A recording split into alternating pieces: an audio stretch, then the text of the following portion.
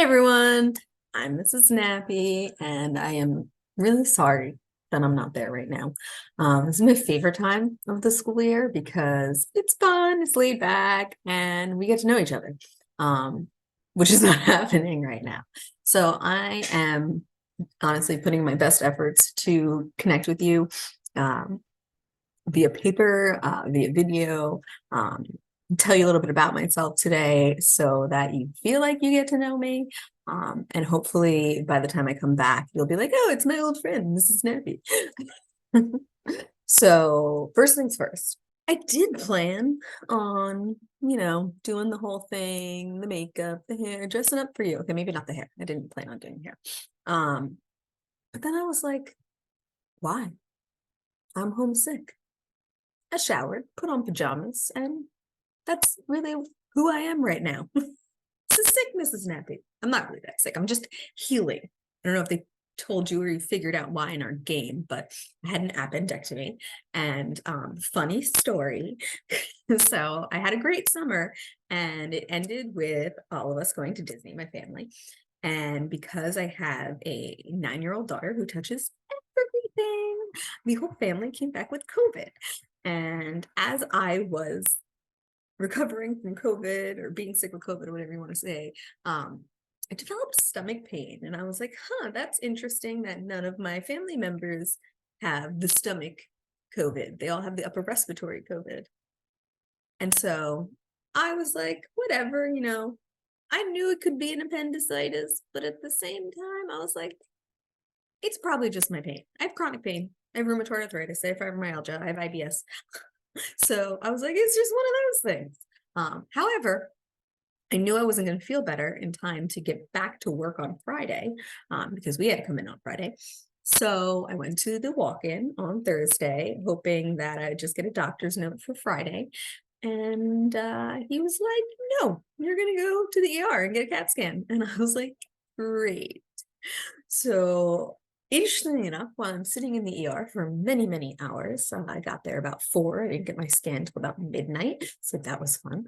But while I'm sitting in the ER, I'm texting with my daughter's Girl Scout group about sending a gift over to one of the troop leaders who had an emergency appendectomy.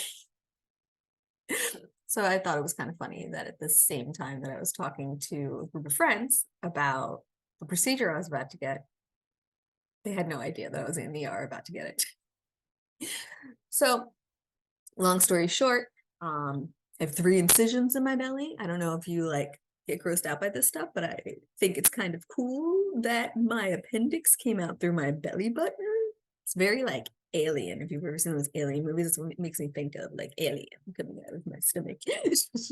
All right, anyway, that was not the point of the video, but I figured you might want to know. Also, anything that you do want to know, even if it's just dumb questions about me or questions about the class or literally anything that you want to know, email me, cnappy, N-A-P-P-I, at monmouthregional.net. Okay.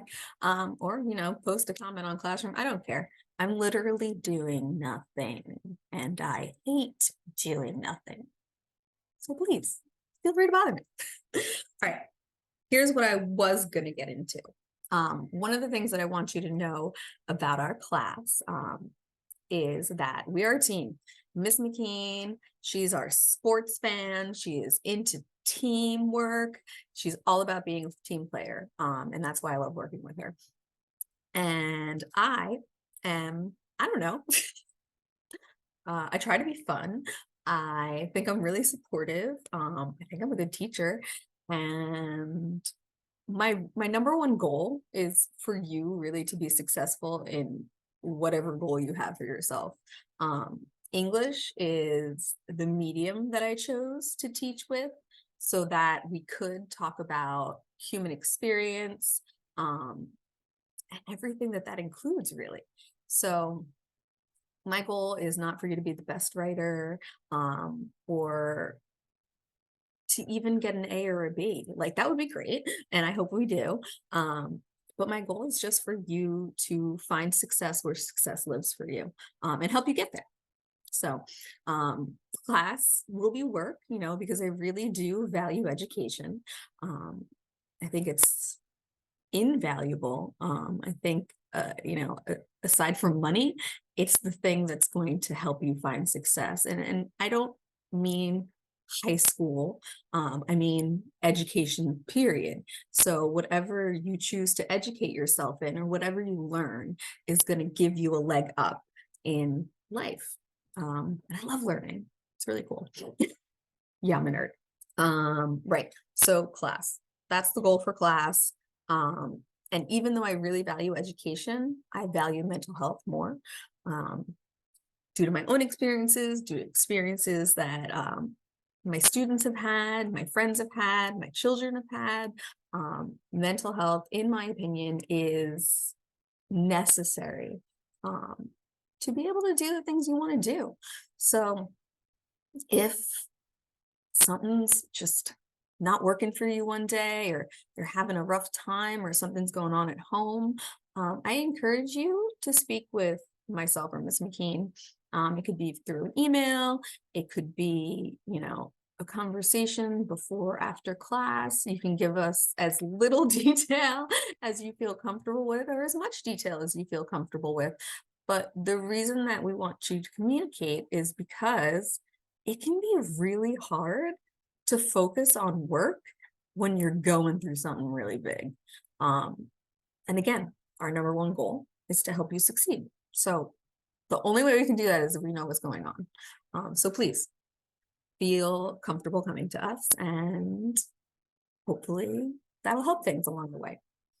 I think I went over all my notes so far. Love using music in class. So anything in entertainment or music or American pop culture that reminds you of something that we're doing in this class, please bring it up, bring it in.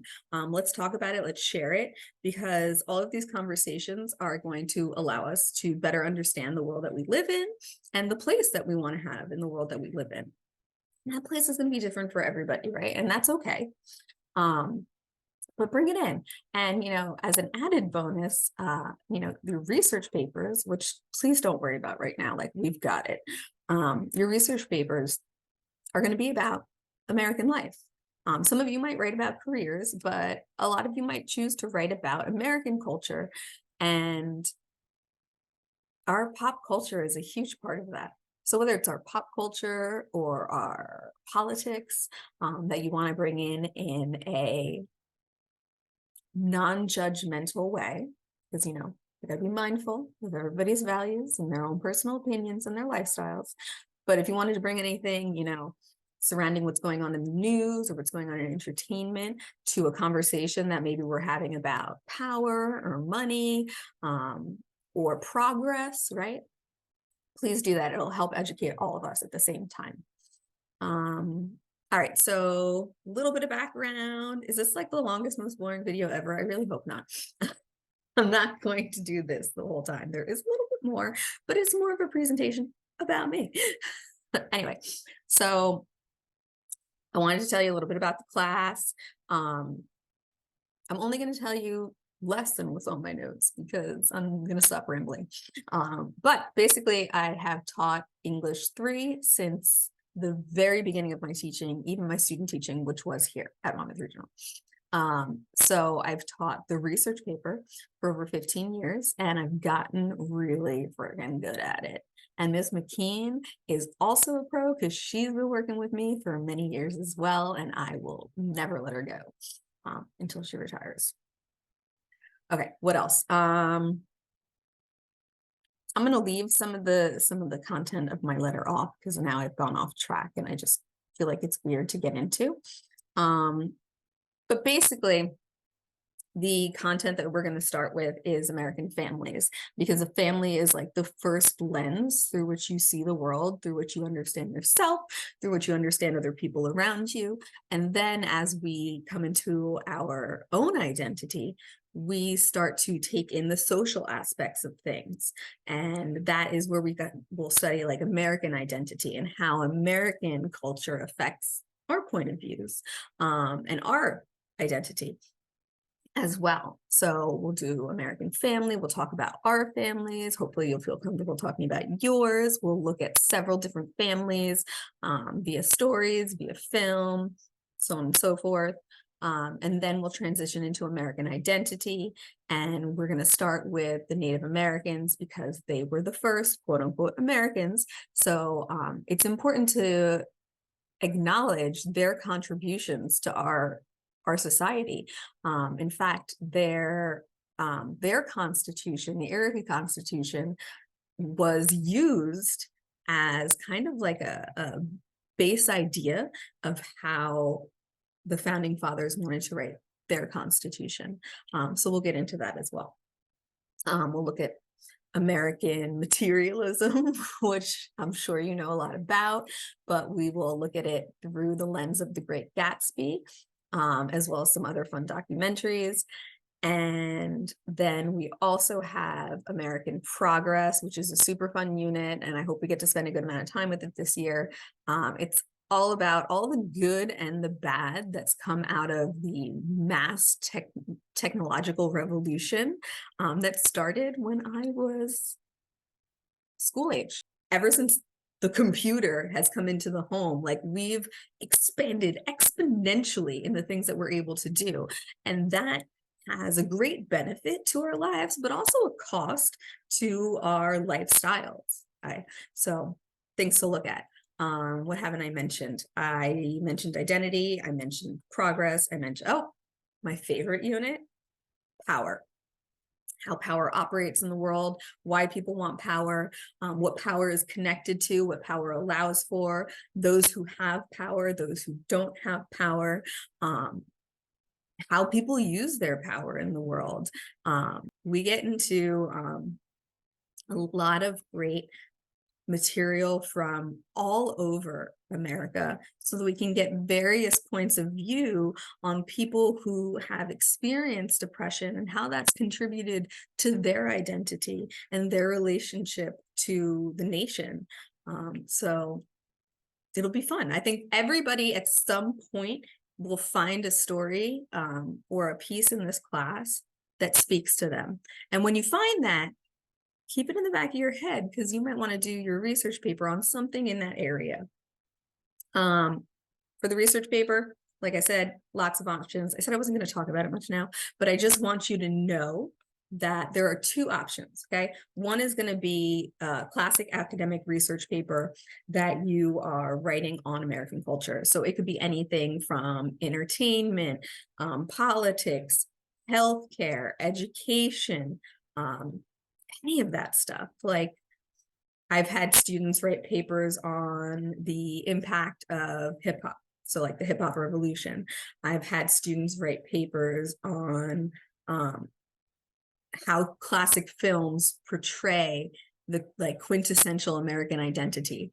I've had people write stories on poverty and limited access and how that affects not only an individual, but the whole family unit.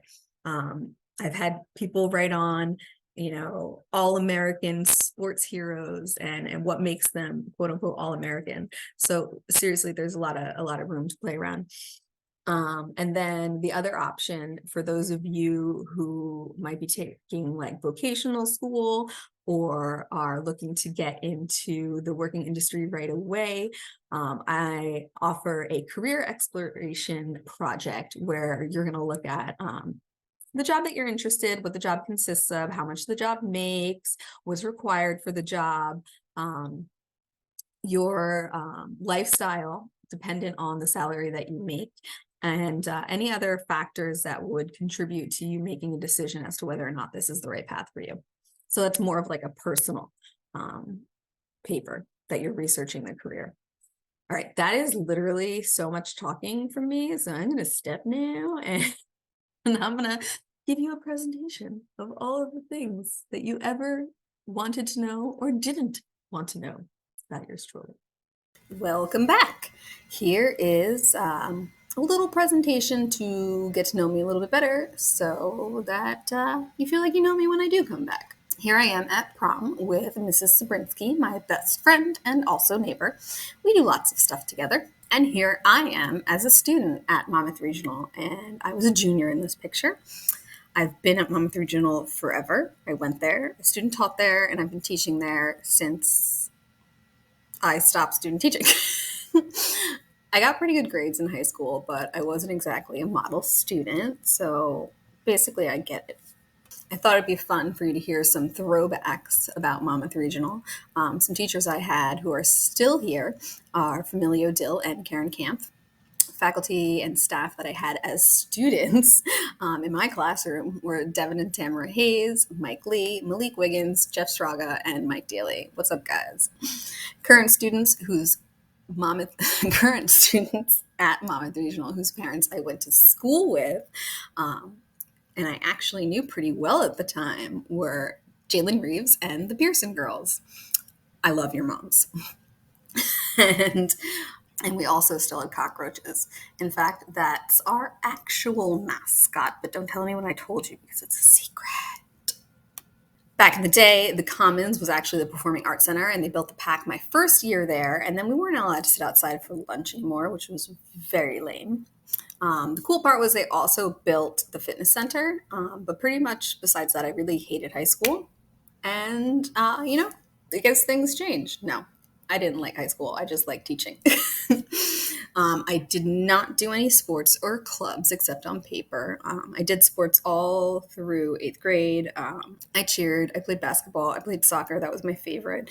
I don't know what else I did. Oh, softball. Yeah, all the regular stuff. But I am not a competitive person. I just like to play for fun, and so it was a little bit too regimented for me. So in high school, I pretty much went into the arts direction, and I did drama, and I did the news, and I do the news now.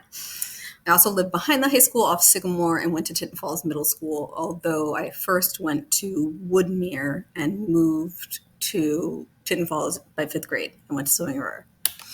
Anyway, here's me at Tinton Falls Middle School, and I am still next to Mrs. Donahue's brother. I'm in 7th grade at this point, and my picture is pretty much identical to my daughter's, minus the exceptionally dark lipstick. Here's a picture of my other best friend and me at prom 22 years ago. Can you remember the first picture I showed you? I look a little different, a little bit more about me. So now you already know the kind of school and neighborhood I grew up in. But my boyfriend at the time, a much younger Mr. Nappy, yes, he had hair then, lived in Bayonne. So I also lived in Bayonne on 1st Street by day and 8th Street by night. Did you know that the B in Benny is for Bayonne? Bayonne, Elizabeth, New York, Newark, New York. All right, so music. Music is the pinnacle of everything. Without music, I don't know where I would be. It's a huge part of my mental health, and so I use music in everything. Some of the groups I liked are right there. You can see I have a really eclectic taste. So, yeah. Here are some of my favorite shows. I forgot to put Schitt's Creek on there, which is like freaking hilarious. And every time I see a meme of it, I just smile. But here are some of the more dramatic shows I like. I realize they have kind of a theme of criminals and drugs. Yep, that's about it. Here are some of the movies that I grew up loving and have watched multiple times. Natural Born Killers, phenomenal flick. However, I happened to wear the shirt for this movie a couple of days after Columbine when I went to school, and that did not go well. So anyway, don't do that. Grease, favorite movie growing up, favorite musical ever. I know every word, every line to the movie. A League of Their Own, classic piece. Dazed and Confused. It's so good. Pulp Fiction, also a work of art. The Craft, okay, not a work of art, but definitely a period piece for my life. Clueless, just fun. And kids, like, so real. Yeah, that you should watch Kids, but when you are 18. Here are some books that I really like. Night of the Gun is by a reporter who had a really big cocaine and alcohol addiction and like forgot periods of his life. So he actually went back and interviewed other people about his life to write this book, which was kind of genius. Piece of Cake is also about a recovering addict. Stephen King's Carrie is just classic. Valley of the Dolls, it's an old classic as well. It also has to do with addiction, but also very much status and the entertainment world. Go Ask Alice is also a book by an addict that chronicles her experience with a lot of stuff. We Need to Talk About Kevin is a book about a family whose son ends up becoming a school shooter. She's Come Undone is a book written by a male in the most authentic female voice I've ever read a male write in. Catcher in the Rye is a classic about a kid who's going through it, man. He's got family issues, he's got mental illness, he hates everybody, and he's totally misunderstood. And when I read that, I was like, oh my God, Holden, I get you. I also wear a people hunting hat. Just kidding. And then Hyperbole in the Half is hilarious. It's kind of like written like a comic strip almost. It's got illustrations and it's just like hilarious situations that this person with really poor coping skills goes through, and then just laughs at herself with great pictures. All right, what else? My hobbies. So in the wellness world, we call this intellectual wellness, and some hobbies even allow us to access our physical wellness. In fact, having had an appendectomy and being at home, I'm very sad because I really love using my body to do things. So you can see here, yoga is something that I love to do. I love weightlifting. I used to love other conventional exercise like HIIT and just, going to the gym and aerobics and cardio, but my joints don't love it. So, you get old. I love creating things, which I do with my daughter, hanging out with these 6 girls. I hang out with them a lot. Let's see. I like to get tattoos and matching necklaces with my best friend. I got a harmonium recently, and I like to do tarot cards and all the spirituality stuff that comes with the yoga practice. I love going to concerts, so that's down at the bottom is Tony and me going to the Twice concert. I like to bring order to the Oval Office because that's important. I like to dress up whenever humanly possible and look ridiculous if the occasion allows for it. I like to hang out with Bad Bunny. I like to read. I like to advocate for mental health awareness. And finally, here are just some random things that I like. I love coffee, regular, decaf. I take it black. And I will take an iced coffee with oat milk, though. So I'm just letting you know. There's no reason for me to let you know the kind of coffee that I like. I just wanted you to know. I also really like sushi, and I love ice cream, but I'm lactose intolerant, so I cannot eat the ice cream. This might have had something to do with my appendix was inflamed. Not sure, just guessing. I love all things nature, all things nature. I don't even mind bugs. Bees I'm scared of, but I've worked on that quite extensively. The lake and the mountains are my absolute favorite. It's such a retreat. These little dancing friends over here, they represent my love of dance and music, which you see beneath them. Anytime there's music on, I want to dance. I love dancing. I love watching people dance. I love choreographed dance. I feel like the world should have more dance. We should have dance-offs instead of fights. In fact, my daughter at her school one time said that a fight had turned into a dance-off, and then the school banned dance-offs. And I was like, this seems counterintuitive. We want the dance-off. We want the dance battle. We don't want the physical fight. But who am I, right? What do I know? Anyhow, other things I like to do. I'm trying to speed up because I've just talked too much. I like to write. Really anything. I just like to write. I like to drive in my car and listen to music. I like to help people out. I love animals. I love anything Latin American. My mom's from Colombia, and the whole culture is just so beautiful, and it reminds me of my grandparents and being young. So it's something I definitely value. I love doing art, looking at art, anything artistic. I love astrology.